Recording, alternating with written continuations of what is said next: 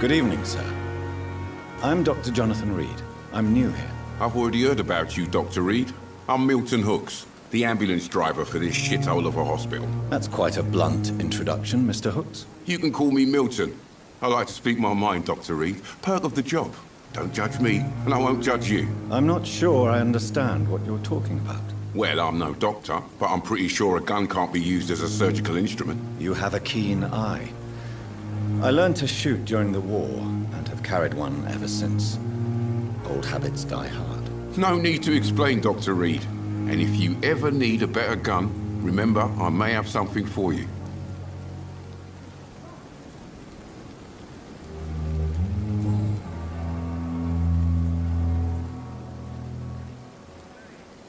Are you really smuggling weapons through the hospital? And why not? I've already been attacked by patients, you know. And by gang members willing to steal my money. But you're not defending yourself. You're selling guns to civilians. You keep people alive your own way, Doctor. I offer them another way to protect their health. How is the situation around here? You want to hear the situation is all right? It's fucking awful. We lack everything. And it's getting worse every day.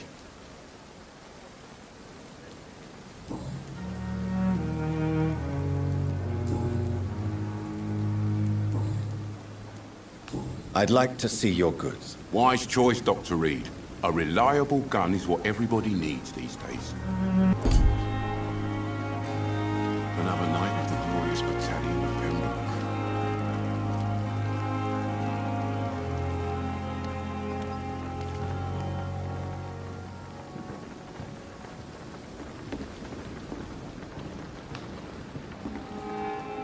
Good evening, nurse.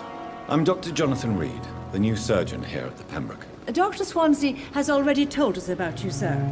I'm Nurse Gwyneth Brannigan. Welcome to the Pembroke Hospital. Did he really? It's a good thing I wasn't hoping to keep a low profile. All members of staff have already read about your new blood transfusion technique. Dr. Swansea made sure of that. I see. Well, I'm a little surprised, but I suppose I'll just have to deal with this unexpected notoriety. You must know, blood transfusions are Dr. Swansea's primary subject of research. He is convinced it is the future.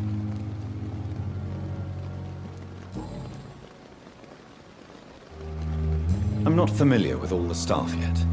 Perhaps you could help me. Brilliant professionals, most of them. Dr. Swansea has a gift for recruiting talent. Most of them. Is there a problem I should know about, nurse? It would be inappropriate for me to speak ill of a colleague. Nurse Brannigan, if you do know something, please tell me. Anything you say will be held in confidence. No. I may disagree with some conduct, but in the end, everybody is doing their best. Is there anyone that stands out? Well, I have never met someone as dedicated as Dr. Tippett's. He should be a standard for us all here. If only he were younger. Why should his age be a problem? I guess it's fair to say he's always pushing himself to the limits. He just doesn't know when to stop and get some rest.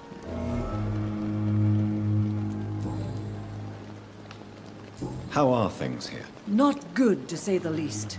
We're struggling against an invisible enemy, more lethal than any bullet from a gun. It's hard, Doctor. An invisible enemy? Quite a poetic term for a disease, especially from a nurse. Sorry, Doctor. These last few weeks have been exhausting. We could all do with a good night's sleep. Do you think this hospital can survive the epidemic? We are all volunteers here, and we're trying to hold fast, but how do we beat an invisible killer? Some nurses have already resigned.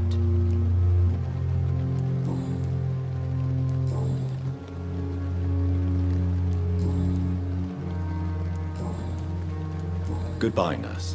Call me if you need assistance.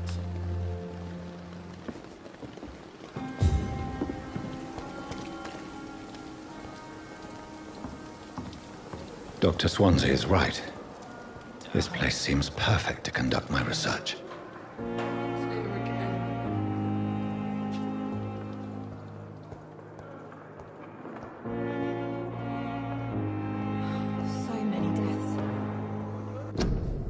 discussed on every street corner. The daily routine. Part of my own life.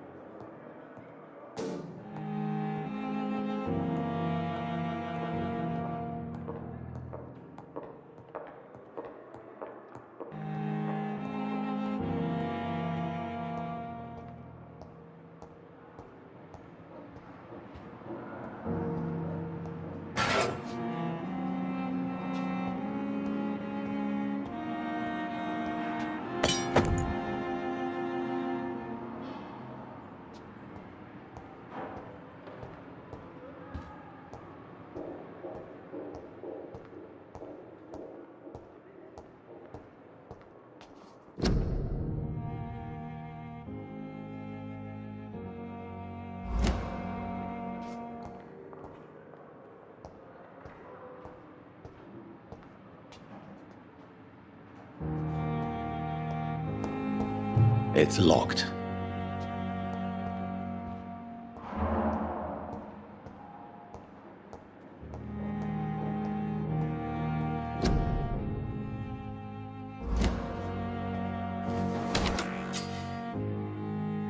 This must be the place.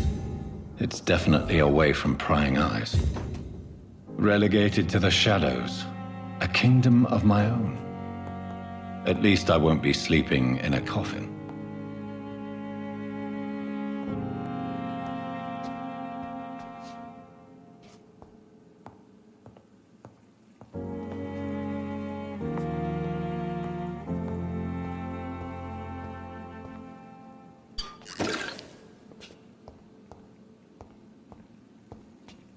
The flower's dying. It needs water.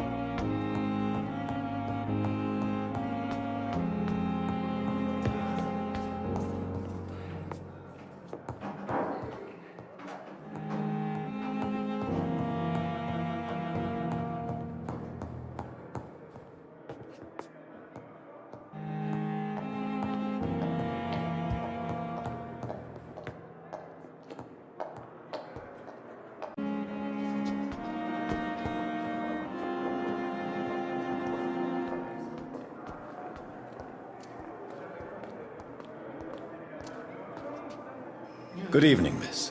I'm Dr. Reed, the new surgeon at the Pembroke Hospital. And who are you? Your name has no meaning to me, mortal. You're nothing but dust blown by the winds of eternity. I beg your pardon? What are you begging for, mortal? My clemency? Well, tonight maybe I'm inclined to mercy. You'll never forget the night you met Thelma Howcroft. You keep calling me mortal. Why is that? And if I'm mortal, what are you? Well, Dr. Reed, if you must know, I'm a vampire.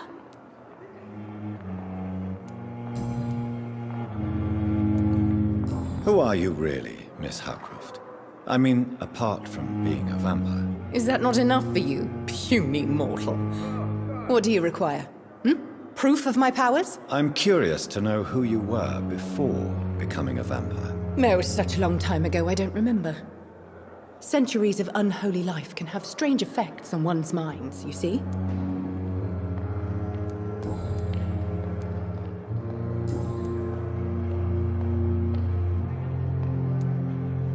I'm assuming you must be a patient here. Am I right, Miss Howcroft? It's only a cover. To hide from my enemies. I can leave whenever I want. As a woman, a spirit, fog, or bat.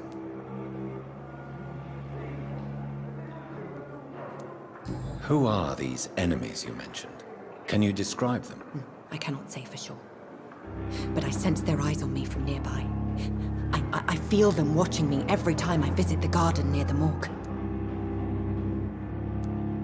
The staff here are not your enemy. They're here to help you, to care for you. I'm not speaking of the doctors in white. I'm speaking of the men and women who hunt me. For I am a vampire! I see. Don't worry. These people will not find you here. I'll personally make sure they leave you alone. Thank you, mortal. But do not interfere with them, for you are no match for those that hunt me.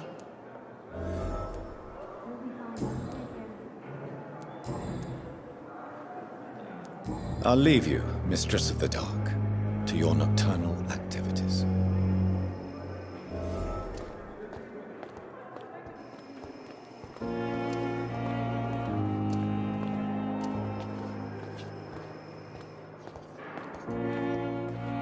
I wonder why the Goswicks came here in the first place. Good evening, sir. Can I help you? Unless you're here to fix my face. No. I don't think you can help me. I'm Dr. Reed. I've recently taken the position of head surgeon here. War injuries, am I right? You guessed right, Doctor. German shell took my pretty little mug right off. But they still call me Thomas Elwood. How is your stay with us, Mr. Elwood? Oh, it's bliss. I just escaped death in the trenches to be surrounded again by the moans of the dying. Can I ask you precisely why you're a patient here? It's the pain, sir. The drugs don't work. It just hurts under the scars, if you get my drift. Who is treating you? Is someone in particular looking after your case? Nobody since the old and tired doctor spoke to me. Started to think I was forgotten about. Wouldn't blame you. You don't seem worried by that. My face hurts so much more when I smile or cry. I've learned it's easier not to speak. But be assured I'm smiling inside. Can I do anything for your pain? Nurses gave me a bunch of pills. No effect. Told you. It's like the flames are under my skin, burning away.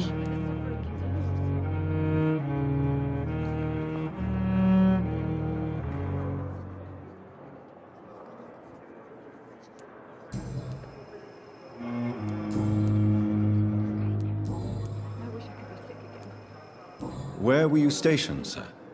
Did you serve for long? I really don't want to talk about all this shit. No offense. I was pushing too much. I served in France myself. I just wanted to know what happened to you. You were an officer, weren't you?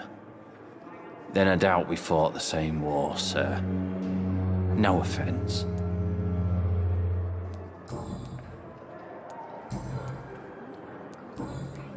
Goodbye for now, Mr. Elwood. I wonder what your last last thoughts would be, sir?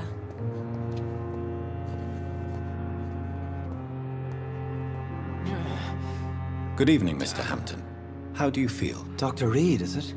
Oh, sir, I must apologize for my behavior. What do you mean? I was not myself in the factory. Fear and exhaustion made me say awful things to you, I'm afraid. You remained perfectly nice and polite. A little delirious, perhaps. But who wouldn't be after enduring an abduction? Thank you, Doctor. That's a relief. Now all I need to do is rest and return to my flock.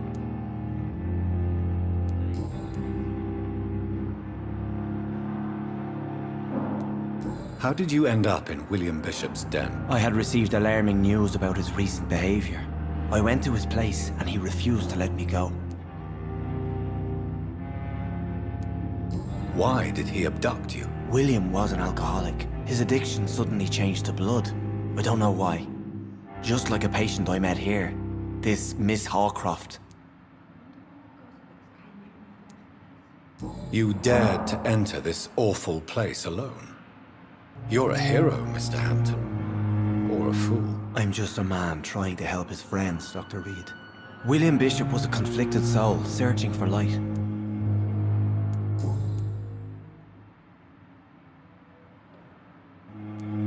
What is the general situation in the East End docks? The situation has always been tough, with a lot of tensions between the gangs and the dockers' trade union. The Wet Boot Boys are very nervous since they lost their leader. Who leads the gang now? Since Clay Cox went missing, it's his wife Edwina who runs the show, with the assistance of her minion, Booth Digby. Has the gang been threatening you? Ah, no. I've had this nickname for so long, you know, the sad saint of the East End. No one dares to bug a saint, not even criminals. Do you know Tom Watts, the bartender from the Turtle? I met him before I found you in the canning factory. Tom? Yes, of course. Always the helping hand, good old Tom. Without men like him, corruption and despair would have wiped out the East End long ago. People are still in despair. How could it be otherwise? The authorities have left us all to rot in this contagious nightmare. No drugs, no advice, nothing. It's a damn shame. Who should I avoid in this part of town, then? Any particularly evil figures? Not really. Most men and women are just doing their best. And it's not my habit to speak ill of people I know, Doctor.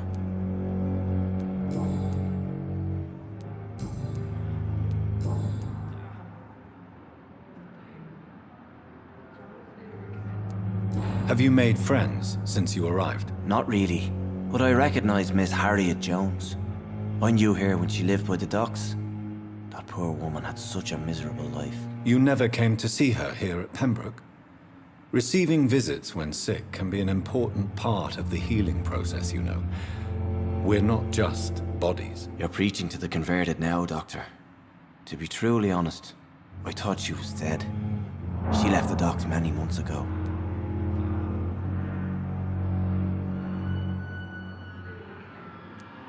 How do you feel, Mr. Hampton? Medically speaking, I mean. I feel exhausted. Beyond exhaustion, actually. William drank so much of my blood in his madness. I feel empty. You're in good hands here. Dr. Swansea is well versed in blood transfusion, and I'm sure he'll take the best care of you. Thank you, sir. I believe all I need is rest. And then I can go back to the people who need me. Goodbye, Mr. Hampton. We'll talk again later.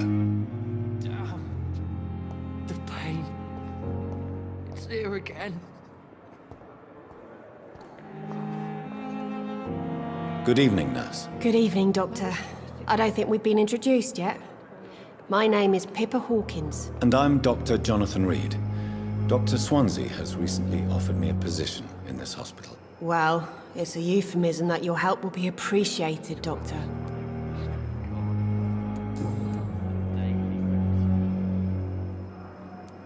How long have you been a nurse? Well, long enough to see that the epidemic is winning. And no matter how qualified you are, don't tell me you'll change that. You're right. When dealing with such a terrible disease, one must remain humble. But that doesn't mean we shouldn't try our best. Sorry, Doctor. I don't want to sound bitter, but I'm just too tired to give a pep talk like Nurse Brannigan.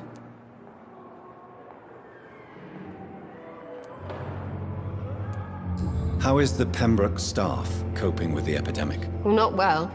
Milton, the ambulance driver, is even more grumpy than usual, especially concerning doctors. Why does Milton dislike doctors? I don't know. Just ask him. But be warned, Milton is not the chatty type. Why is Milton grumpy on a daily basis? Is it just an act? Milton's not the kind of man who's bothered about a bad reputation, whether he deserved it or not.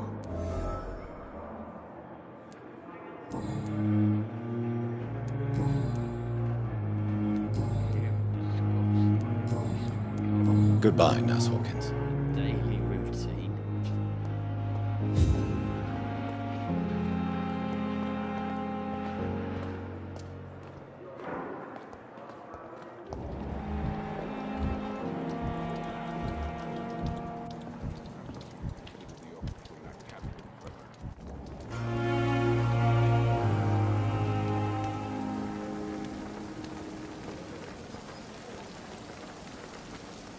Good evening, Milton. Good evening, Doctor. Still trying to save lives?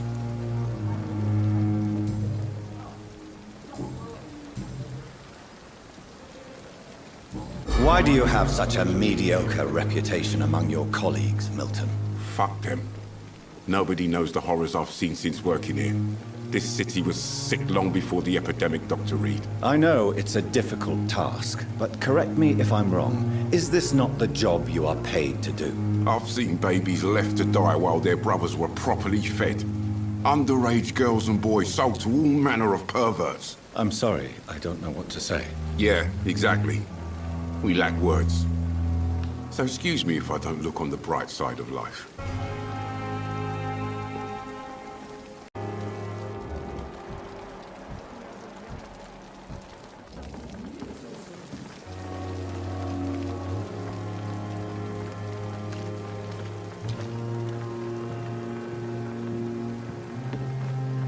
Good evening, sir.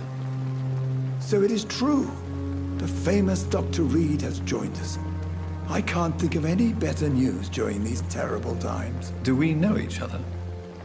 Actually, yes. We met once before, at the Rockefeller University in New York. Dr. Tippett, yes, I remember. I was assisting Professor Carell in his research about coronary bypasses. He had nothing but praise for you. He was also very confident about your future. And look at you now. Eminent surgeon and blood transfusion specialist.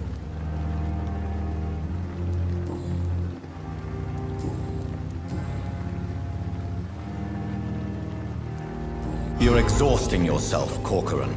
Maybe you should think about preserving your strength.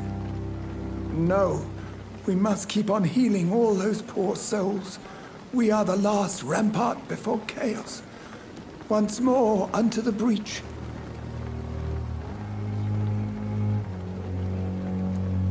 Nurse Brannigan is worried about you, Doctor. She should not have told you that. I will have a word with her. You don't have to blame her for her honesty. I'm not that kind of man, my dear Jonathan. Actually, Nurse Brannigan's opinion is the only one I may listen to. What can you tell me about the staff in the hospital? Some are really good, and others are not so good. But during this troubled period, there is no time for slander.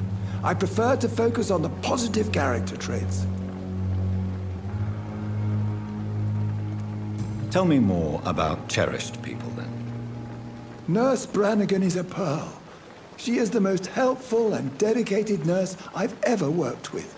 A clever and cheerful woman. You really seem to admire her skills. I'll go even further. If she was a man, she would be a damn fine practitioner. Any opinion about the management? I don't always agree with Dr. Swansea's reserve, but I must admit he does all he can to keep this facility running during this crisis. Ah, yes, the burden of command. I was fed up with this concept while serving as a medical officer. Don't get me wrong. Swansea's a good administrator. I just wish he would get out of his office now and again.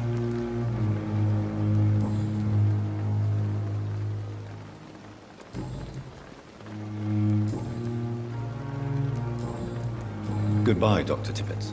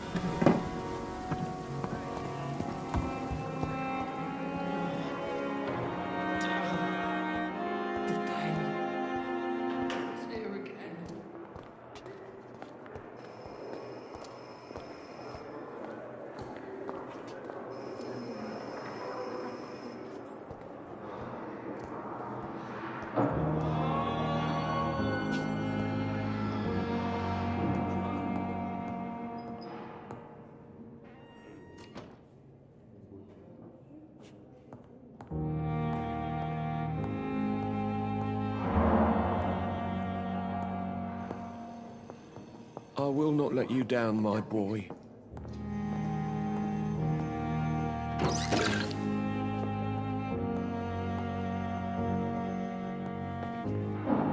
Good evening, sir. I'm Dr. Reed. May I help you? I don't know if a third opinion is needed. Your colleagues are already arguing about my condition. I see. Would you mind telling me more about your situation? I'm Harvey Fiddick. All I want is to get me bloody arm fixed properly.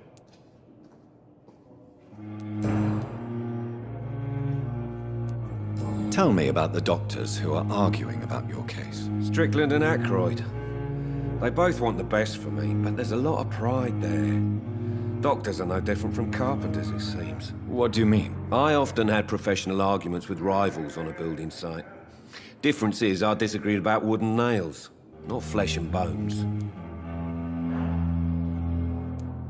Are you satisfied with your treatment here? Well, it's clear that I've chosen a bad time to be injured. Forgive my bluntness, but you seem overwhelmed by cases of the flu. I won't lie to you about it. I'm afraid we are. Are you sure you don't want to operate yourself, Dr. Reed? I have the feeling you're very capable, and your colleagues seem to think so too. In other circumstances, you would be right. But for now, I don't think I can take on the responsibility. My apologies. Tell me about yourself, Mr. Fiddick. I'm just a regular guy waiting to get his arm fixed, so I can return to work and to my family. I was more curious about what you were doing before being hospitalized. I'm a carpenter, and a good one too. But that means I need both arms to feed my family, Dr. Reed.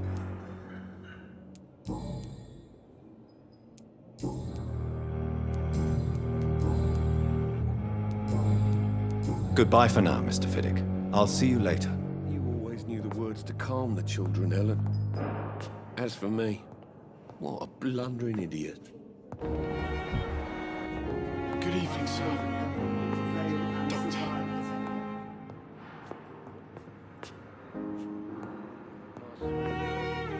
Good evening. I'm Dr. Reed. Can I help at all? No, Really? Why are you here, then? I don't want to talk. My throat hurts too much. I suppose that this pain is the reason you're here. Is someone taking care of you? Yes. And no. Could you at least tell me your name, sir? Mortimer. Mortimer Goswick.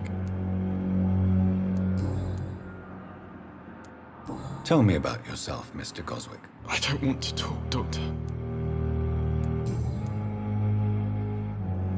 I have to go now, sir. But don't hesitate to contact me if you need any help. Good evening, sir. Doctor. Good evening, madam. Can I help you? It's my son who needs you, sir. I'm Dr. Jonathan Reed. How can I help your son? I'm Beatrice Goswick, mother of Mortimer Goswick. Could you check on him, please, Dr. Reed?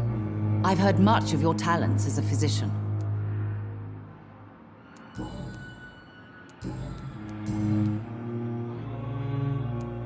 What do you think of your reception here? Any complaints? I have had the uttermost reservations about this hospital since we arrived. But we had no other choice, considering the state of emergency. Is there something in particular that's bothering you? Some of the staff were not especially welcoming. I suspect they're not accustomed to dealing with patients of such social standing. Tell me more about your arrival at the Pembroke Hospital. What gave you such a bad first impression? The ambulance driver was quite rude, for a start. And that nurse, Miss Hawkins, seems to have quite a dubious attitude. What do you mean? She managed to secure a bed for my son despite the epidemic. It was a relief, but it wasn't cheap. She charged you for a bed? Yes, and I paid without question, considering the urgency of the situation. I share your concern, Mrs. Goswick. Be sure that I'll talk to the people involved. I don't expect compensation, Dr. Reed. But I'm aware such behavior would not be tolerated in other hospitals. What can you tell me about yourself, Mrs. Goswick? Not much to say.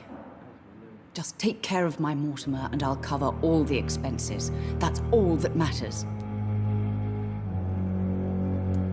Are you really that rich? Most of the patients here are of a more humble origin, if I may say so. Yes, thanks to my husband. May he rest in peace. I can cover any needed medical expenses.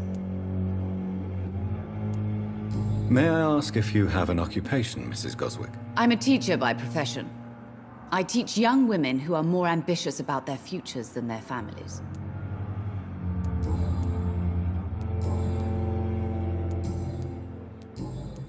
Goodbye, Mrs. Goswick. Never could keep anything from her. I'm all right. Don't waste your time.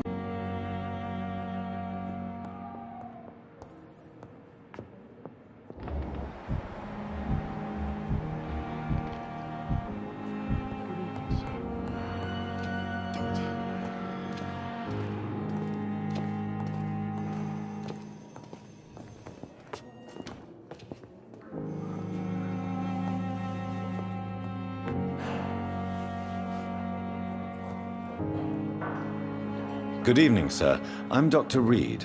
I believe we're going to be colleagues. Reed? Yes, I've been informed about your arrival. I'm Waverly Ackroyd.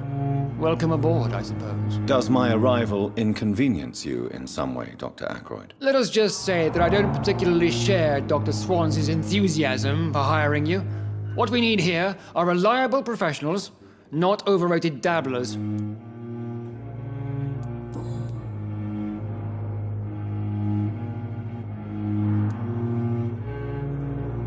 It seems you have bad memories of your military service. I refuse to see this industrial slaughter as scientific progress. War only reveals the worst in men. We can at least agree on something, Dr. Ackroyd.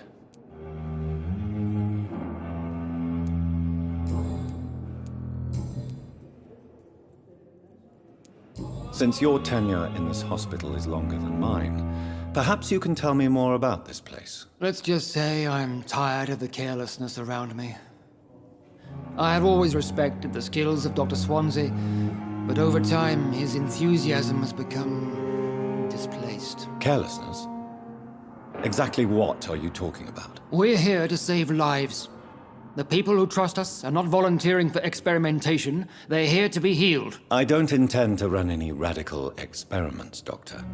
Even if I, as any good practitioner should, express an interest in pushing the boundaries of medical research. Modern medical methods were created through audacity and ego.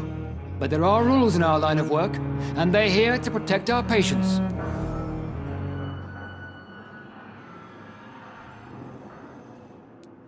If you have a problem with me, Dr. Ackroyd, please feel free to tell me. Dr. Swansea has imposed your presence on this hospital without asking anyone's advice. the benefit of his position. But I don't agree with it. I know we've never met before, but I believe this hospital could use all the help it can get. You will agree with that, I'm sure. Oh, but I have heard about you, Dr. Reed.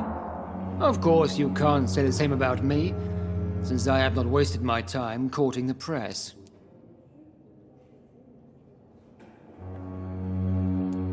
There is no need for such animosity between us.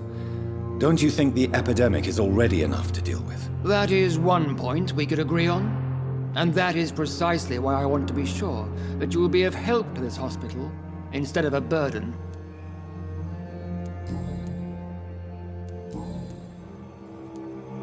I don't know what you've heard about me, but I have already proved my value as a practitioner. I don't question your skills, Dr. Reed, but your motive. Is it money, fame, or are you truly dedicated? And what exactly is that supposed to mean? I served in the war just like you. But unlike you, I did not use the wounded to play the modern sorcerer. Be careful what you insinuate, Dr. Ackroyd. I only want you to admit you used those men to improve your theories.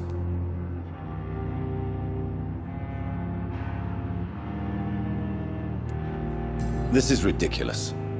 My blood transfusion technique saved many lives, and you know it. You see? That is exactly what I hate about people like you. You avoid this kind of accusation instead of facing reality. Thank you for your time. We'll talk later.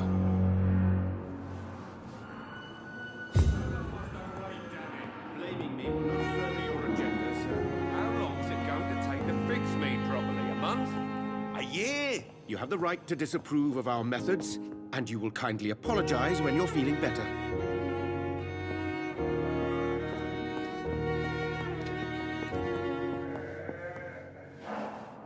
Good evening, Doctor.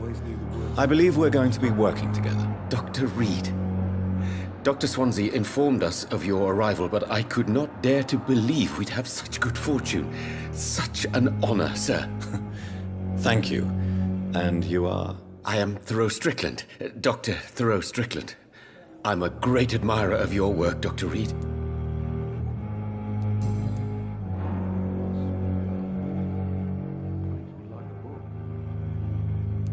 Please, could you tell me something about yourself? I'm a great admirer of your work concerning blood transfusion, Dr. Reed.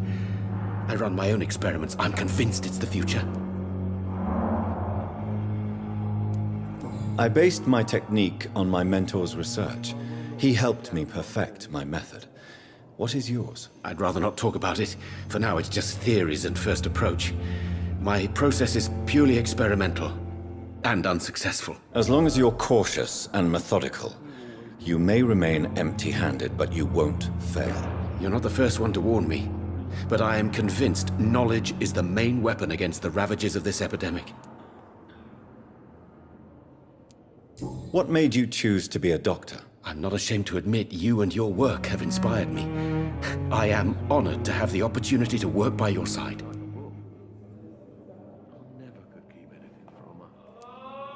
It's always a pleasure to share scientific and medical knowledge with someone eager to learn. I'll be glad to help you if I can. This epidemic may be the century's most terrible disaster, but I'm convinced that we, as doctors, are the only ones able to defeat it.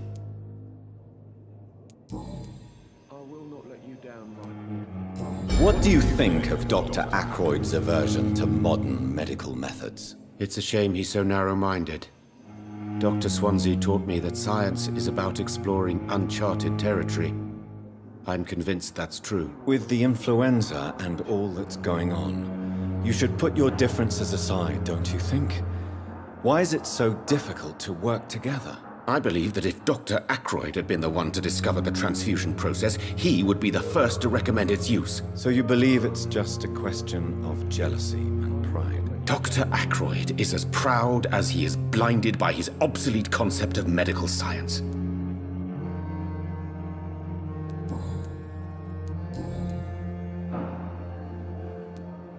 Tell me more about your willingness to experiment with new medical techniques. Harvey Fiddick is a patient suffering from a severe injury that could cripple him if not treated correctly. I'm convinced your blood transfusion technique could help him. What is it you really want? To save him? Or to prove your point? Fair question. I want nothing but to save my patient, Dr. Reed. Especially since I know Mr. Fiddick's story. Tell me Mr. Fiddick's story. Our first diagnosis was compromised because Mr. Fiddick lied to us about the real origin of his injury. He first claimed it was an accident. But why would he hide such crucial information from us? Because he is a proud father, ashamed of putting his children at risk because of his own negligence.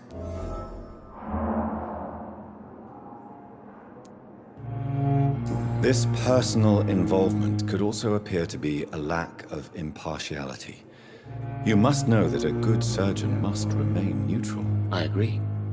But that does not excuse Dr. Ackroyd's behavior, a man who did not even take time to converse with his patient. Do you think keeping his distance was a mistake?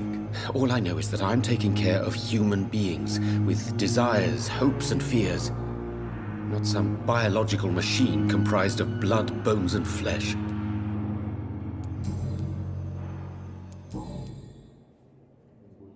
Goodbye, Dr. Strickland.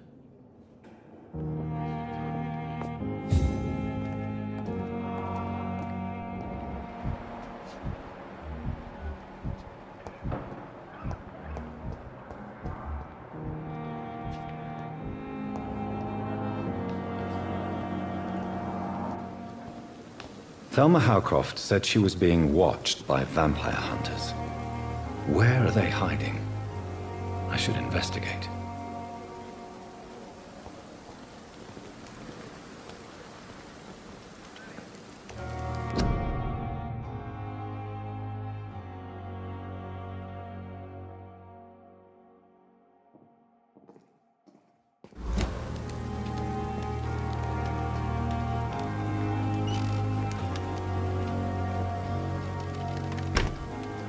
I cannot enter.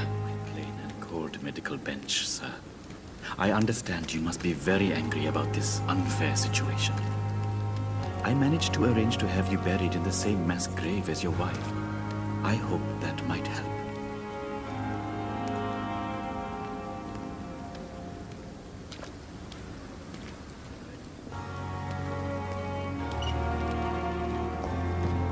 It's locked. Good evening. I'm Dr. Reed. Always a pleasure to meet a colleague, sir. Especially when he was supposedly dead. A colleague? Are you a doctor too? Not anymore, sir. I used to be Dr. Rakesh Chadana. Now, I'm just Mr. Chadana, pawnbroker and humble guardian of this morgue. What do you mean, you used to be a doctor? Was your license revoked? No, sir. It is just that I like to be precise. I run a little pawn shop while taking care of the dead. But I used to be a real doctor.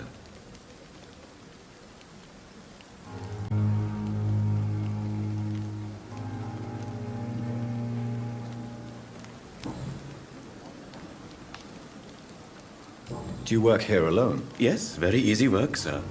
All I have to do is watch a few bodies. The situation was very different when the main morgue was still open.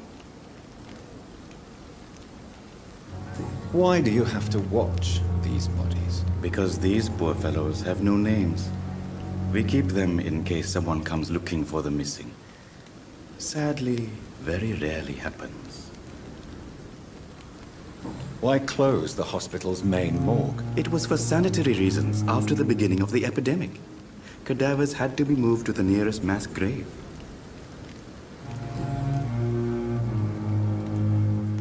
Have we met before? I don't think so, sir.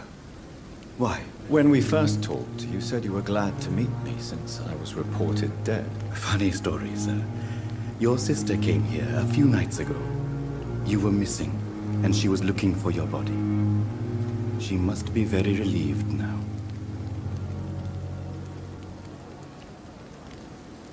Are you afraid or uneasy being surrounded by so many corpses? Why should I? These bodies are empty vessels. Flesh left to decay. Poof! No soul anymore. All gone. How did you get this job? After I left the army, I worked as an undertaker down by the docks. A dangerous place with many an unpleasant business there. Milton Hooks helped me get a job here. An interesting point of view. And quite an exotic one, too. Most people fear, or at least have a respect, for dead flesh. Sir, as a medic during the war, I learned to face my death and the death of others. It's the pain we have to tame, not death itself.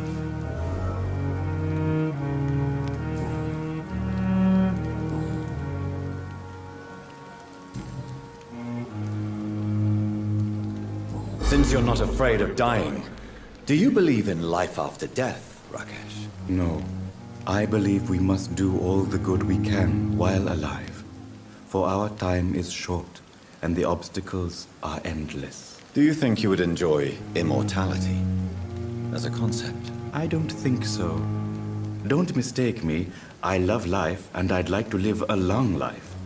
But everything has to decay, sir. Even goodwill.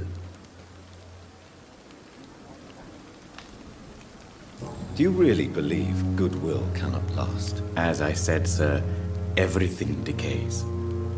If I was to never die, goodness, I would be bored or worse. And I like to be helpful, sir. Quite depressing, wouldn't you say? Yes, but the good news is we'll all die before losing our humanity, sir. So you're ready to die? No, I am not. I don't fear death, for I won't see it. What troubles me is the pain my death will inflict to those I know. You're a wise man, Mr. Chidana. No, Dr. Reed. I am a foolish man. But I like to think otherwise.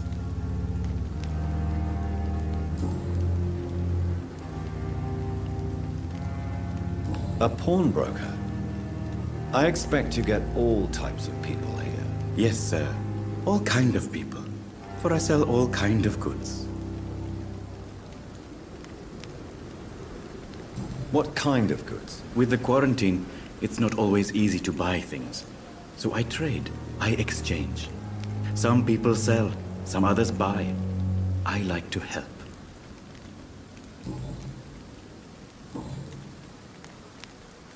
Please show me what you have to sell. Of course. It's just trinkets and curios, really. But I'm sure they can be useful.